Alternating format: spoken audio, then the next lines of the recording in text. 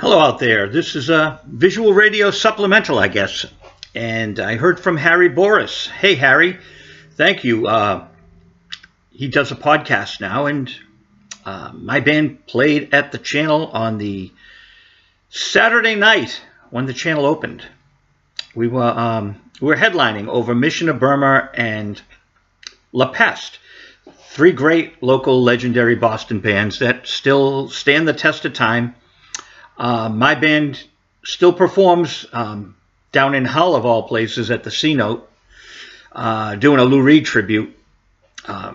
Like fine wine, I consider all us bands like fine wine. Willie Loco, everyone from back in the day, the Neighborhoods, because we've been through the war. After 40 years, if you can't do it, if you can't perform still, and I'm having as much fun now as I did back then. I just can't do 50, 60 dates a year like we used to try to do.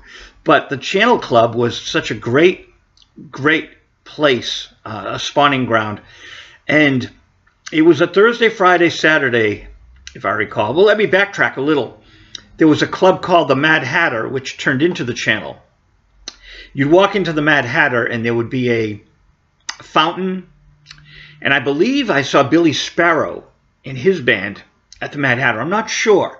I mean, come on, it's like 40 years ago. It's pretty good that I have these memories. So I remember being at the private party on the Thursday night. I believe it was the New Models with Casey Lindstrom as the headliners. And Don Law was there. He brought a bottle of champagne or something. These are my memories from back then. And New Models were great, up for the occasion. And the next night was the Neighborhoods. And the Neighborhoods had opened for me at Cantones on Broad Street. I was the guy putting the bands into Cantones. And Richard Nolan called me up. He was managing this band with this guitarist out of Uxbridge, David Minahan. So their first Boston show was with the Count Band, which was kind of fun. It was a lot of fun. The new kids on the block, if you will. And they did quite well.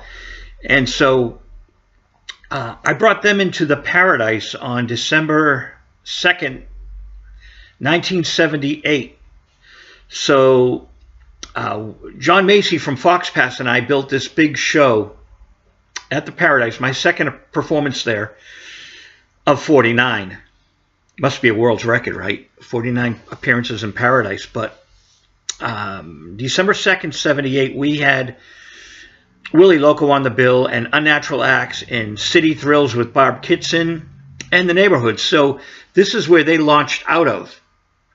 And when I did the channel, the agent called it the Count's Rock and Roll Spectacular, which, of course, I was doing the spectaculars up the road, so we smoothed things over. Everything is fine. Everything is lovely.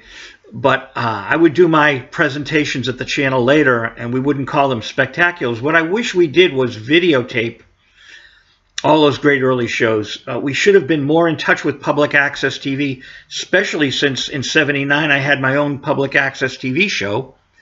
It was my keyboard player, Jay Rowe, who's now at HBO, but he and Mark Rosenfeld had interviewed me at my home. Mark had met me at New England Music City. So I'm giving you a picture of back in the day, what was situated in the Boston scene. You had the channel at the Fort Point Channel. You had New England Music City across from the Rat. Discount Records in Harvard Square. It was a time that will never happen again, because the vinyl record stores were there, and they would support the scene. We could put our channel posters up in the record stores, and we did. It was all very exciting to get in the newspaper and to have this great new club embrace us like this.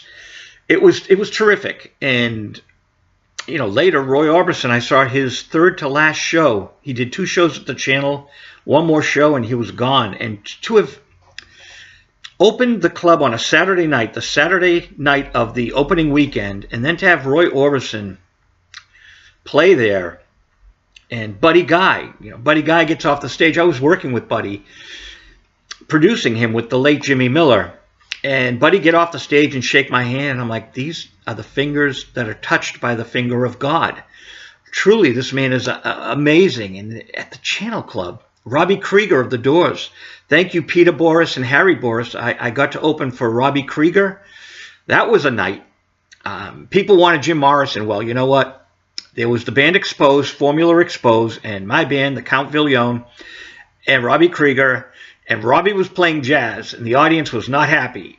And Exposed did their thing, and we did our thing. And I was the closest thing you're going to get to Jim Morrison, but they had to settle for a jazz version of Light My Fire, and they accepted that, but they weren't happy with all the great jazz. I did go to New York the next night and interviewed Robbie Krieger in the hotel room for Fanzine magazine, and we got to see him, and one of the members of Blue Oyster Cult, I think it was Buck Dharma, came out and did Roadhouse Blues with Robbie Krieger. So this is all the fun of the back in the day, and the channel was such an important part of it. I remember a Greg Kinn show.